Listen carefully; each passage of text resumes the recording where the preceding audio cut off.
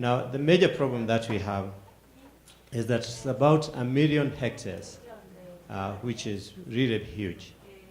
But even more problematic is the fact that you have about 1 million farmers around the place. So they are all small-scale farmers, which makes it a little more difficult in terms of managing that sort of area and those sort of numbers. And therefore, our intent is not to try and cover all of it, because it's very, very difficult to cover all those farmers. But we have started working on a few farmers. So what happened? In 2011, we started really doing the base case, and we really have made decision based on science, looking at the RIOs, which is important for us to know where we are going to start in terms of impact, looking at the SWOT, and looking finally at the ROI. The data was actually provided by our partners, and this is one of the things I really would want to acknowledge, the fact that TNC and the other partners like CIAT did help us in terms of doing the base case. And eventually, although this is something, again, going by the presentations which were done just before lunch, is something that we want to really seriously look at in terms of the return on investment. The case that we did, the business case we did, was showing a 2-to-1 return. For every dollar that we put down, we will get $2. But that's something that will really be verified through some of the monitoring that we'll now be doing. And so we had a few objectives, and these, again, will help in terms of us monitoring what is happening. The first one was to improve water quality in the Tana by reducing erosion, by working with the farmers upstream and making sure that we are reducing the erosion. Improve seasonal water availability in the rivers, safeguard Nairobi's principal source of water, and improve the livelihoods of tens of thousands of rural people in the Upper Tana, and sustainable land management. So those were the broad objectives. We then drilled these down into measurable ones, and this is something that is ongoing now, just to look at how many farmers are we then impacting, how much are we reducing in terms of water siltation into the dams, and also how much are we reducing in terms of even cost of the water supply to the inhabitants. We, again, would want to acknowledge some of the international partnerships that we got through TNC, Pentia, and of course Coca-Cola, and we got a few other local partners. In total, we signed up with 10, and Jeff, sorry, as international, and IFAD, and we signed up with about 10 partners as we started the program. We also, and again, because we are here, we would want to acknowledge the fact that we were really inspired by the Latin Americas and what has been happening here. And this is really a true case of South-South learning, because we are all in the South. And we were inspired and helped in terms of scoping, feasibility studies, support in terms of setting up the governance structures, Jeff, IBD, funding to the water funds, replenishing programs, endowment funds in Quito and Monterrey cities. Endowment fund, we are trying to model it on what has happened in Quito. Is something that we are hoping that we will be able to do very quickly. I'm told that I'm nearly running out of time. Let me therefore go to what we have done. As I said, the scoping was started in 2011. In 2012, we set up the Upper Tana Nairobi Water Fund. 10 partners signed up. By 2015, we had raised $4 million from most of those partners, and also with the help of TNC. The official launch was done in March 2015, and this last year we were very happy that we got a tariff-based fee which was approved by our regulator, and right now we have over 15,000 farmers that we have started working with, and we do need to invest about $1 million each year over the next 10 years, and of course the creation of the endowment fund which I've just talked about. So in total, we were targeting about 50,000 farmers by 2012. The other thing that we really talk about in Nairobi Water Fund is that really is not a preserve of any one of them. We are really trying to get everybody involved. We are saying this is not just for the private sector, it's not for the public sector, it's a business for everyone. As you know, we are a very sporting nation, especially the athletes, and we have had quite a lot of athletes getting involved in this, which is helpful, and we are hoping to leverage on that. Water is good business. Other interests which have come up, and I know this will perhaps come up during the questions, we have a few other countries which now have started talking to us. Kigali, Rwanda, Dar es Salaam, Libreville, Gabon, other important ecosystems like in Morocco, Kafue, and again, just to tell you some of the things that we have, we now have been incorporated fully through the Kenyan law. We have a board of trustees and a management board which is in operation. What do we look for in 2025? Again, we hope that we can be able to monitor this clearly, but we are looking at 30% drop in water supply interruptions because of the removal of the sediment spikes, 18% less sediments in the Masinga Reservoir, which is where the power generation is, 15% more water in the dry season river flows, and 30% increase in income across 300,000 farms via irrigation and soil productivity. And we do hope that we can be able to save 1.6 million tons of carbon. That's Daniel Komen, World 3,000 meter champion, who is one of our ambassadors. And thank you very much. Muchas gracias.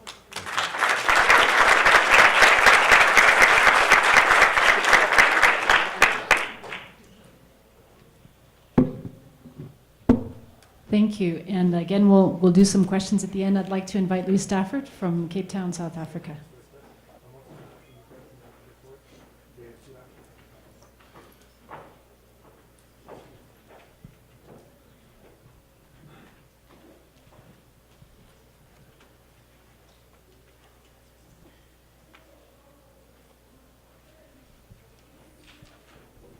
Buenas tardes.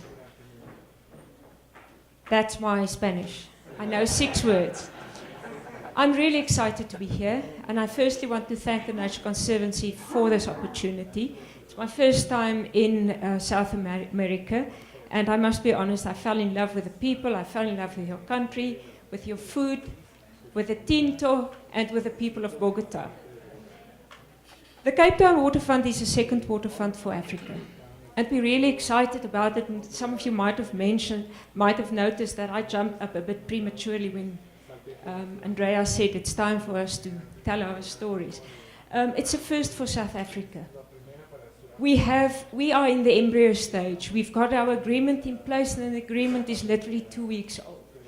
And we can now officially declare that we are in the design phase. Just in terms of Cape Town, just a snapshot of Cape Town, the city. There are 3.7 million people.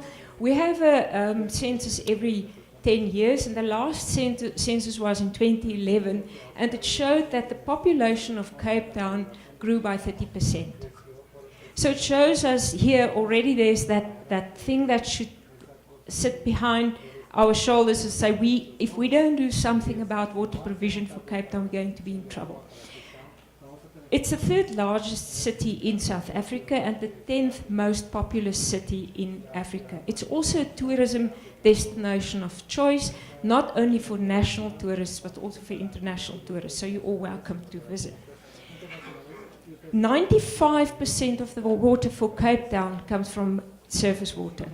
And I want you to notice here that 73% of the water is managed by national government. And 1.5% of the water supply for Cape Town is groundwater, and there are 4 aquifers, of which 2 are active. We are facing severe water challenges in Cape Town because we have a population growth of 2.7% on average per annum.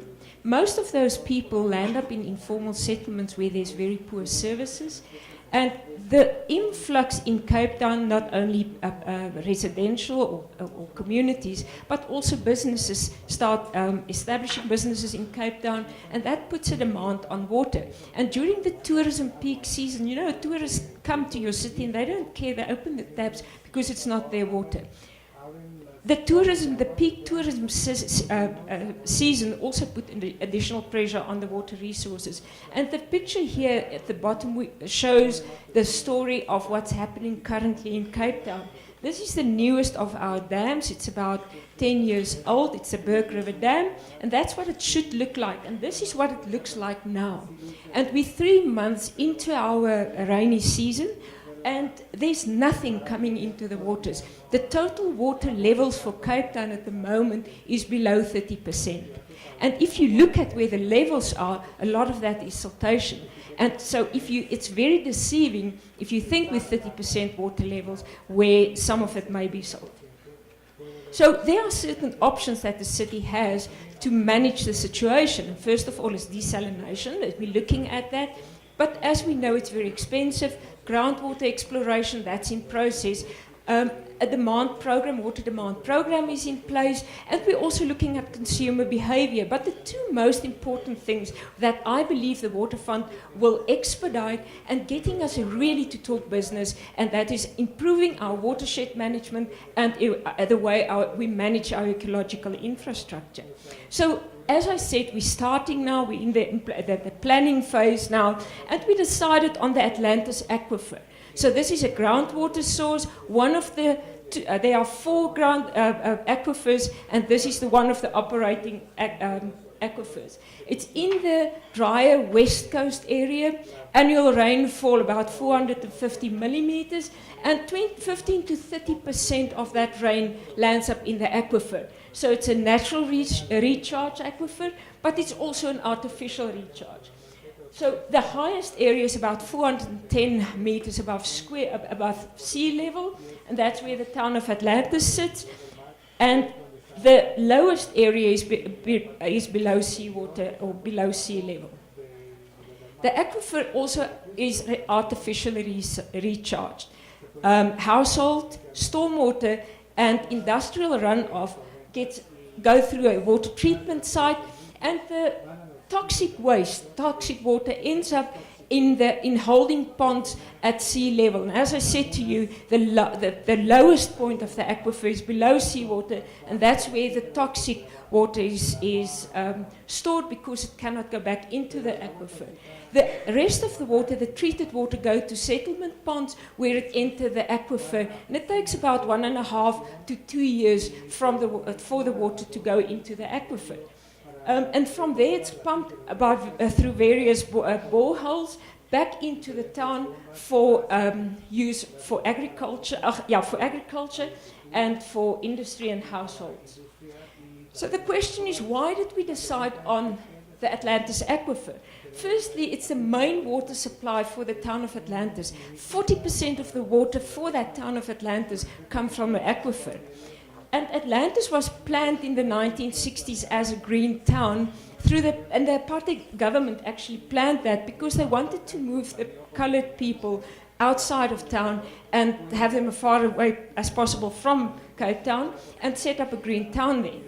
But there's also very good intentions of developing the town. It went through different phases, and unfortunately we never went beyond phase 1, although there are plans for further development, but we cannot develop further because there's not enough water. And there's also industrial development ideas, but again, industries need water, so there's a limitation for development of that town. And also there's insufficient protection in terms of water quantity, water that enters the aquifer, because about 60% of the aquifer is very densely invaded by mainly Australian occasions. And the water quality is an issue because of biofouling of the boreholes. There's a high iron content in the natural water, so the maintenance of those boreholes is very expensive. And there's a Coburg nuclear power station on the aquifer protection zone. There's a foundry on the aquifer protection zone, and the South African power generator, Eskom, has a diesel-generated power system on the aquifer. So there's serious concerns about quality, there's pig farming going on and unsustainable land practices. If something goes wrong in that aquifer, it will impact on the larger Cape Town, because Cape Town will then have to provide water for Atlantis, which is 30 kilometers away from town, and it will be an extremely expensive exercise, as well as additional pressure on the city itself. And most of all, we have political support. As I mentioned before, 73% of the water resources of Cape Town is managed by national government. I'm working for the city of Cape Town. We cannot go to national government and say, we're going to set up a water fund here in your area. Can't do it. So because it's in our control, we decided on the aquifer, because there we can get it going, we can make a success, and there is opportunity to upscale very quickly. And once you prove success, success breeds success. Once we prove what the water fund can do, there's absolutely no doubt in my mind that we can upscale that to the rest of the water supply for Cape Town. And then, of course, the TNC supported the idea, and we're ready to go. It's also a climate change adaptation corridor. It's an area of very high biodiversity. So there's another layer that makes this a very important area for a water fund. It protects critically endangered vegetation, very high plant diversity, more than 1,000 species just in that area, of which 300 are threatened. It also is home for various mammals, birds, and reptiles. The Atlantis aquifer is also surrounded by extreme poverty. These areas, there are 5 towns that depend on the aquifer, and they are all poverty-stricken, very high levels of unemployment, and we have an opportunity here to create jobs through a water fund. So in conclusion, what do we want to aim for through this water fund? Firstly, we want to protect the aquifer against pollution. Secondly, we want to transform the water use practices as well as the land use practices. We want to maximize rainwater infiltration into the aquifer, as well as looking at the artificial recharge, and especially to make sure that we eliminate the chances of pollution for the aquifer. We want to raise the profile of the aquifer, not only amongst our funders or our potential funders, but you know what shocked me is that because it's almost a part of Cape Town where nobody goes. You drive past the Atlantis aquifer on your way to Namibia for the holiday destinations, and it's a bit of not a pretty place from a distance. And nobody, or very little people in Cape Town is aware of the value, the natural asset that we have in this aquifer. So by raising the profile, not only our potential donors will know it, but people will understand the value of the aquifer. And the time is right because we're in a drought. And the drought makes people sit up, and that by bringing the water fund to the table, I believe that people in Cape Town will definitely value the asset and be more aware of how we treat water and green infrastructure. Thank you very much.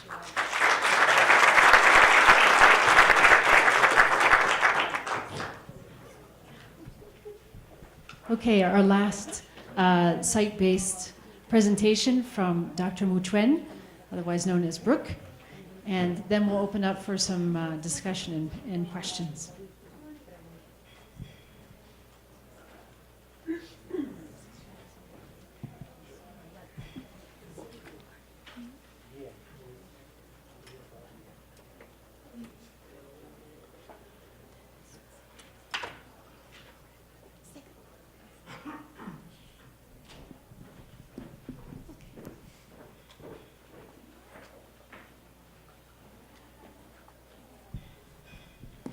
Good afternoon, everyone. I'm Kwang or Juan or Brooke from TNC China program. I remember very clearly, Mark Thursday was very excited about China water programs. And so today, I'm more than happy to share what we have done in China. As well known, China is facing the most severe water insecurity in the world. Water pollution is especially the most headache for Chinese government in terms of its quantity and quality impact. Actually, Chinese government has invested a huge number of money to combat this water pollution. They mainly built a lot of water treatment factories. But however, according to the latest statistics, the water pollution comes from non-point source pollution, which means mainly from the agriculture, fertilizer application, and also land degradation, and has accounted over half of the pollution source in China.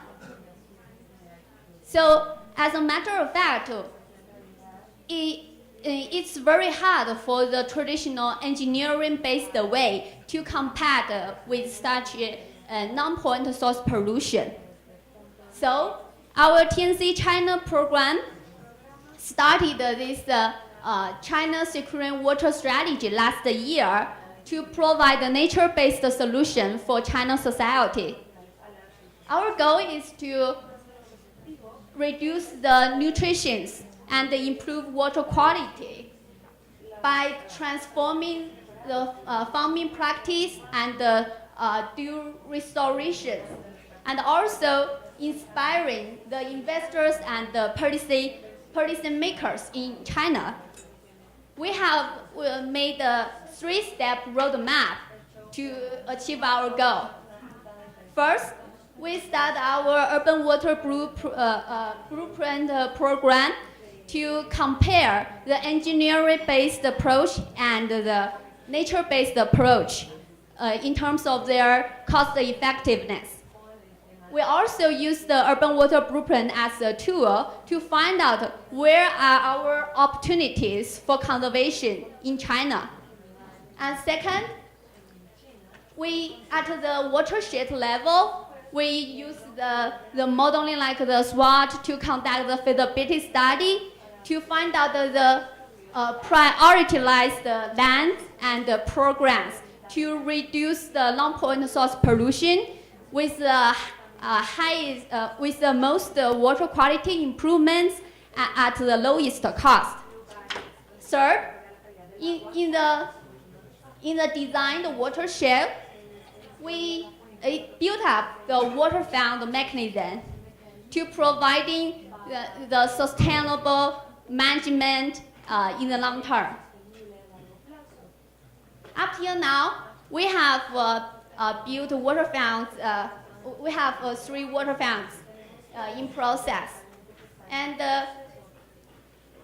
the reason we have different scale water fund is that no uniform water fund works all over China. So we want to have different water fund at a different scale to develop 3 models. And we have a small water fund at Nongwu in Zhejiang province, and have Qiandao Lake as medium water fund in Zhejiang province too. And we have the East River water fund in Guangdong province. And these provinces are mainly located in the southeast part of China. We have 3 reasons to choose this province. First, the nutrition loads in these 2 provinces are really the highest in China. The second reason is after we implement the urban water improvement analysis, we found that the watershed it's very cost effective to conduct the source water protection in these cities there.